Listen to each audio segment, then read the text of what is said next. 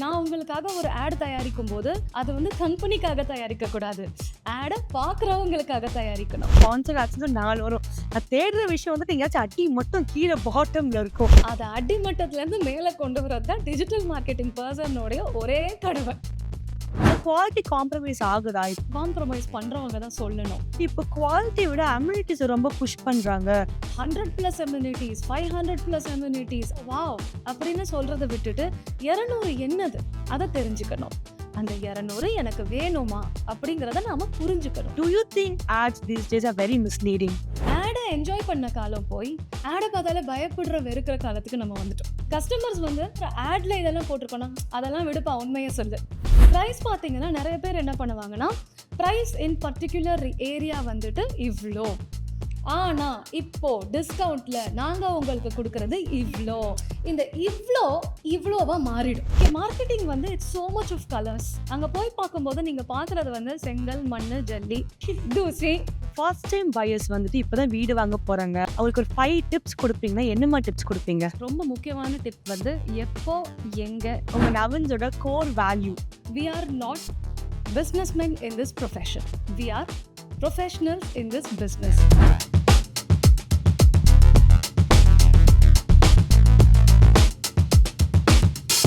Welcome to Navins brick by brick with me Deepshi Blessy. இன்னைக்கு நவன்ஸோட general manager of marketing Mrs Mosma நம்மளோட join பண்ணியிருக்காங்க. வணக்கம். வணக்கம். எப்படி இருக்கீங்க? ரொம்ப நல்லா இருக்கேன். எஸ், வந்துட்டு இன்னைக்கு we are going to concentrate on the marketing aspect of the brand. So அது உங்களுக்கு எந்த அளவுக்கு ஹெல்ப்ஃபுல்லாக இருக்கு, பையர்ஸ்க்கு எந்த அளவுக்கு ஹெல்ப்ஃபுல்லாக இருக்கு போன்ற நிறைய விஷயங்களை பற்றி பேசி தெரிஞ்சுக்க போகிறோம். ஸோ ஒவ்வொருத்தவங்களுக்குமே ஒரு set of roles and responsibilities இருக்கும். உங்களோட ரோல்ஸ் அண்ட் ரெஸ்பான்சிபிலிட்டிஸை நீங்கள் என்னன்னு சொல்லுவீங்க? அது என்ன மாதிரி சேலஞ்சஸை நீங்கள் ஃபேஸ் பண்ணிட்டு வரீங்க? ஒரு மார்க்கெட்டிங் டீமோட மோஸ்ட் இம்பார்ட்டன்ட் ரெஸ்பான்சிபிலிட்டி என்னன்னா, பிராண்டோடைய பர்பஸை என்னைக்குமே வந்து டைல்யூட் ஆக விடக்கூடாது. இன்னைக்கு வருவாங்க 100 வீடு வித்துறணும்னு சொல்லுவாங்க, நாளைக்கு வருவாங்க 1000 வீடு வித்துறணும்னு சொல்லுவாங்க, இல்லை ஒரு நாள் 500 பேர் வந்து இன்னைக்கே வீடு வேணும்னு கேட்பாங்க. இது எல்லாமே ஒரு ஹாப்பி ப்ராப்ளம். ஆனால் இந்த ப்ராப்ளம்க்கு ஏற்ற மாதிரி நம்ம வந்து சப்ஜெக்ட், அதாவது நம்ம கோர் சப்ஜெக்ட் இருக்கு இல்லையா, மார்க்கெட்டிங், அதை டைல்யூட் ஆகவே விடக்கூடாது. அதுதான் மார்க்கெட்டிங் டீமோட கோர் ரெஸ்பான்சிபிலிட்டி. நான் உங்களுக்காக ஒரு ஆட் தயாரிக்கும் போது அது வந்து கம்பெனிக்காக தயாரிக்கக்கூடாது, ஆடை பார்க்குறவங்களுக்காக தயாரிக்கணும். ஸோ இதை வந்து எக்காரணத்தை கொண்டு டைல்யூட் ஆக விடக்கூடாது. அதுதான் மார்க்கெட்டிங்கோட கோர் வேல்யூவா சொல்றீங்க. எஸ். ஓகே, இந்த காலகட்டத்தில் என்ன ஒரு பிரச்சனைன்னு பார்த்தீங்கன்னா, காம்படிஷன் எக்கச்சக்கமா ஆயிட்டு வந்துட்டே இருக்கு.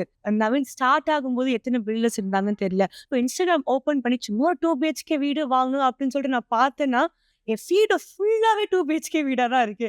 ஸோ இந்த காம்படிஷன்ஸ்க்கு நடுவில் how is Naveen standing out? See, to start with, Chennai as a city has a population as 2025 வரைக்கும் பார்த்தீங்கன்னா 1,30,00,000 மக்கள் வாழ்றாங்க. சென்னையில் மட்டுமே வசிக்கிறாங்க. அது சிட்டியோட எக்ஸ்டெண்டட் சபர்ப்ஸையும் சேர்த்து. சிட்டிக்குள்ளே பார்த்தீங்கன்னா 70 லட்சம் பேர் இருக்காங்க. ஸோ போன வருஷம் மட்டும் பார்த்தீங்கன்னா கிட்டத்தட்ட 27,000 ஸ்டாக் கிரியேட் ஆச்சு, அதாவது ரெசிடென்ஷியல் ரியல் எஸ்டேட்டில். இந்தியா ஃபுல்லாகவே பார்த்தீங்கன்னா ரியல் எஸ்டேட் மார்க்கெட் ரொம்ப பெஸ்ட்டாக ஒர்க் பண்ணலை. ஆனால் சென்னை 15% க்ரோத்தில் இருக்குது. இது எல்லாமே ஒரு டேட்டா. இன்னொரு பக்கம் பார்த்தீங்கன்னா கிட்டத்தட்ட 1000 கன்ஸ்ட்ரக்ஷன் கம்பெனி சென்னையில் இருக்குது. இதில் ரெராவோட ரெஜிஸ்டர் ஆன கம்பெனின்னு பார்த்தீங்கன்னா 160 பேர். அதுலேயும் டாப் பில்டர்ஸ் பார்த்தீங்கன்னா 15லேருந்து 20 பேர். இந்த டாப் டெவலப்பர்ஸில் பார்த்தீங்கன்னா அவங்க தான் ஒரு 60% ஸ்டாக்கை கண்ட்ரோல் பண்ணுறாங்க. இப்போ இவ்வளோ விஷயத்தையும் வந்துட்டு மக்களுக்கு கொண்டு போய் ஒரே வருஷத்தில் விற்று வெளியே வரணும் அப்படிங்கிறப்போ ரொம்ப காம்படிட்டிவ் ஒரு ஸ்பேஸாக தான் இருக்குது. இந்த இடத்துல ஒரு clear cut standard marketing communication வந்து ஒரு கிளாரிட்டி கொடுக்கும் ஒரு பையருக்கு. நீங்கள் வந்து சில நேரத்தில் வந்துட்டு எதுவுமே செய்யாமல் இருக்கிறது ரொம்ப நல்லது, ஆனால் கொஞ்சமாக கரெக்டாக செய்கிறது ரொம்ப ரொம்ப நல்லது. ஸோ நம்ம வந்து கொஞ்சமான ஒரு கான்சன்ட்ரேட்டட் பிராண்டிங் ஆக்டிவிட்டி பண்ணுவோம். So to stand out in the market, earn the trust of a customer and stick to it. Because வந்துட்டு இப்போ குவாலிட்டி விட அம்யூனிட்டிஸ் ரொம்ப புஷ் பண்ணுறாங்க. அது எதனால எனக்கு தெரியல. பிகாஸ் வந்துட்டு சில பேர் வந்து கஷ்டப்பட்டு வீடு வாங்கி உள்ளே போய் ஒரு வருஷத்தில் கிராக். ஒரு வீட்டுக்கு மினிமம் 50 lakhs ஸ்பெண்ட் பண்ணுறோன்னு வச்சுக்கோங்க. நான் 50 லட்சம் செலவு பண்ணி இஎம்ஐ எனக்கு ஒரு 30 வருஷம் போகும். அந்த மாதிரி ஒரு வீட்டில் நுழையும் போது எனக்கு கிராக்ஸ் வந்துருச்சு. ஸோ அந்த இடத்துல இருக்க 100 அம்யூனிட்டிஸ் இருந்தா என்ன, 200 அம்யூனிட்டிஸ் இருந்தா என்ன, ஸோ குவாலிட்டி காம்ப்ரமைஸ் ஆகுதா இப்போ இருக்க காலகட்டங்கள்ல? சி குவாலிட்டி காம்ப்ரமைஸ் ஆகுதாங்கிறத வந்து காம்ப்ரமைஸ் பண்ணுறவங்க தான் சொல்லணும். ஆனால் குவாலிட்டி காம்ப்ரமைஸ் ஆகாமல் பார்த்துக்கிறவங்கள பையர் தான் தேடி பிடிக்கணும். இப்படி தேடி பிடிக்கிறதுக்கு அவங்களுக்கு நிறைய விஷயம் தேவை. For example ISO certified company, அவங்களால குவாலிட்டியில் காம்ப்ரமைஸ் பண்ணவே முடியாது. அப்படி பண்ண சர்டிஃபிகேஷன் திரும்ப வாங்கிடுவாங்க. ஒரு சைட்டுக்கு நீங்கள் போய் நீங்கள் பார்க்கும்போது ஒரு மாடல் ஃப்ளாட் அப்படின்னு பார்க்குறீங்க. அந்த மாடல் ஃப்ளாட் உங்களுக்கு எப்படி இருக்கும்னாக்கா, கட்டாமல் பில்டிங்கே வராத ஒரு சைட்டில் பார்த்தீங்கன்னா ஊஹான்னு இருக்கும். நீங்கள் உள்ள போனோன்னு வீட்டுக்குள்ளே போயிடுவீங்க. வீட்டுக்குள்ளே போனோன்னு லிவிங் ரூமை பார்ப்பீங்க, கிச்சன் பார்ப்பீங்க, அது பார்ப்பீங்க, இது பார்ப்பீங்க. ஓகே. ஆனால் நீங்கள் அதே ஒரு மல்டி ஸ்டோரி பில்டிங்கில் வீடு வாங்கும்போது வீட்டுக்குள்ளே இப்படியா போவீங்க? இல்லை, லாபிக்கு போவீங்க, லிஃப்ட்டை எடுப்பீங்க, அப்புறம் உங்கள் வீட்டுக்குள்ளே போவீங்க. இந்த அண்டர்ஸ்டாண்டிங் எப்போவுமே ஒரு பையருக்கு இருக்கணும். இருக்கிறது ரொம்ப ரொம்ப முக்கியம்.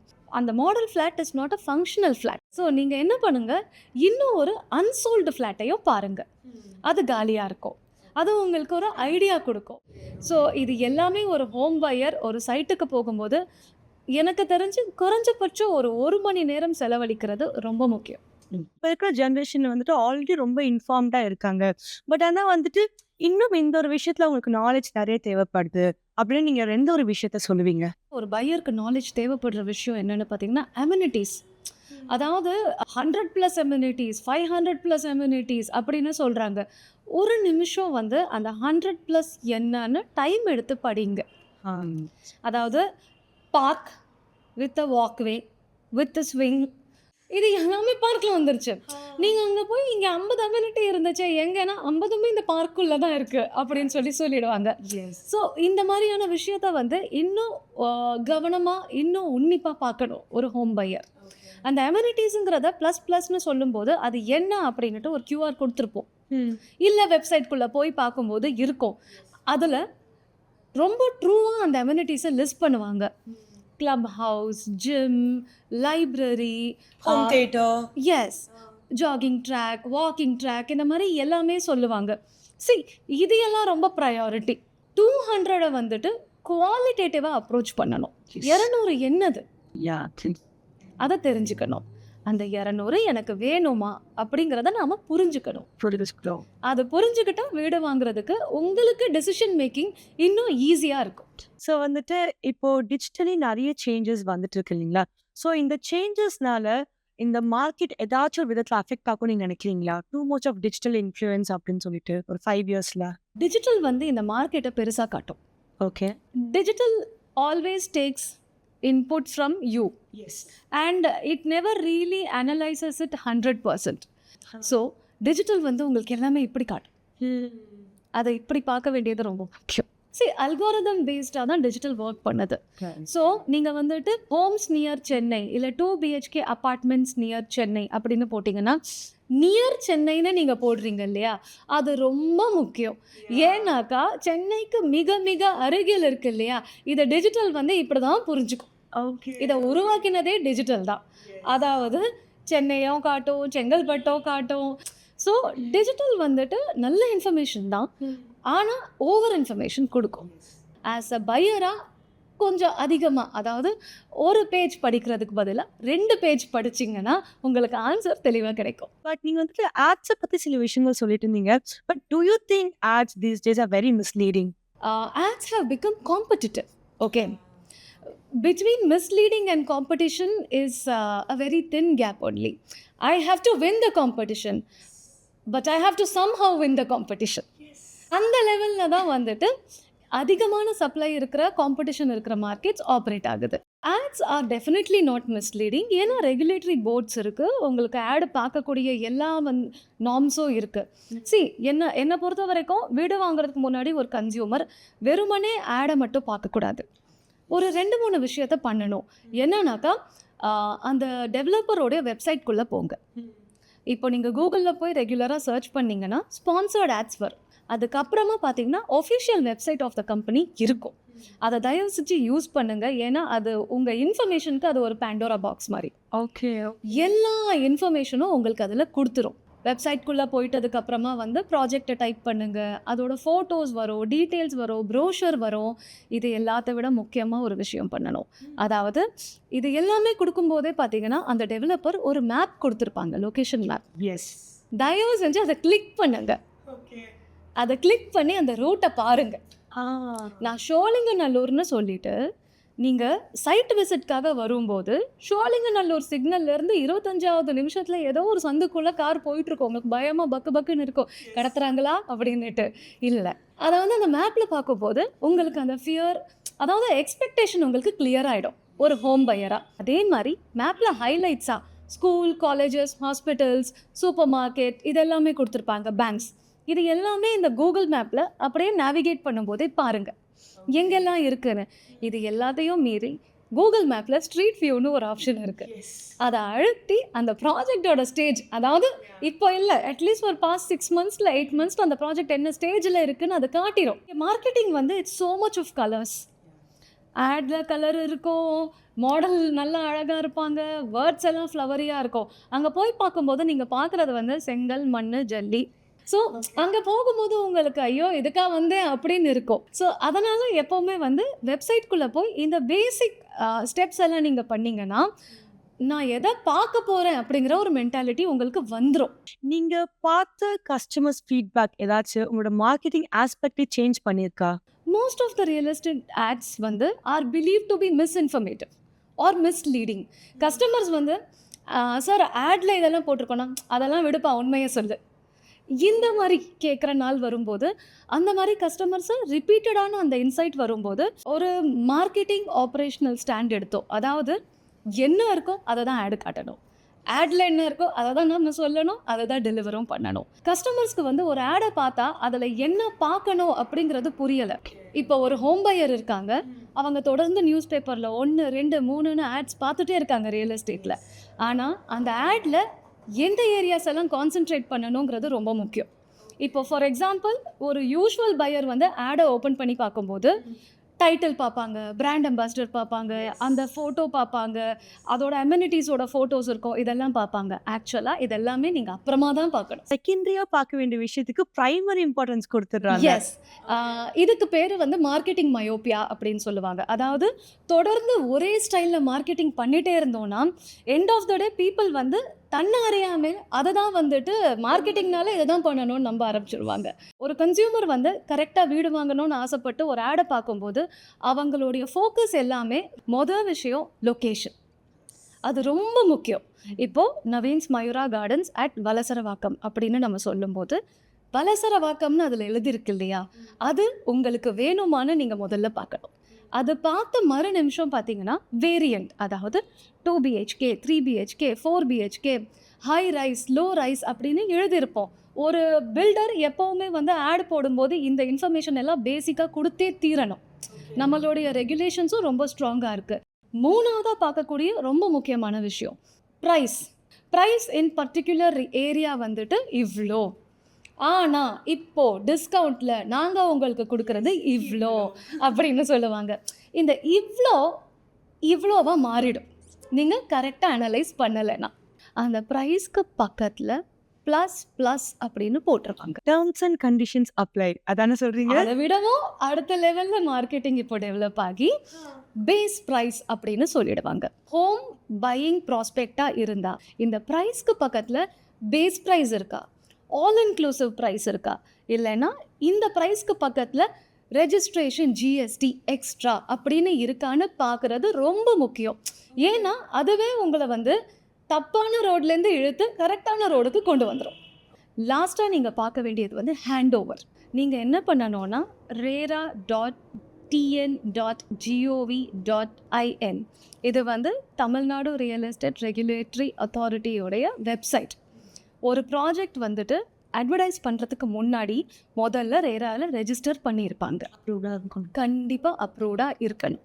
அப்படி இருக்கிற பட்சத்தில் இந்த பேசிக் டீட்டெயில்ஸ் லைக் ஹேண்ட் ஓவர் வந்து அதில் அப்லோட் ஆகி இருக்கும். ஸோ நீங்கள் இன்றைக்கி பார்த்துட்ருக்க அட்வர்டைஸ்மெண்ட்டில் ஹேண்ட் ஓவர் இன் 18 monthsனு சொன்னாங்கன்னா அந்த 18 months வந்து ஃபேஸ் 1க்கா ஃபேஸ் 2க்கா?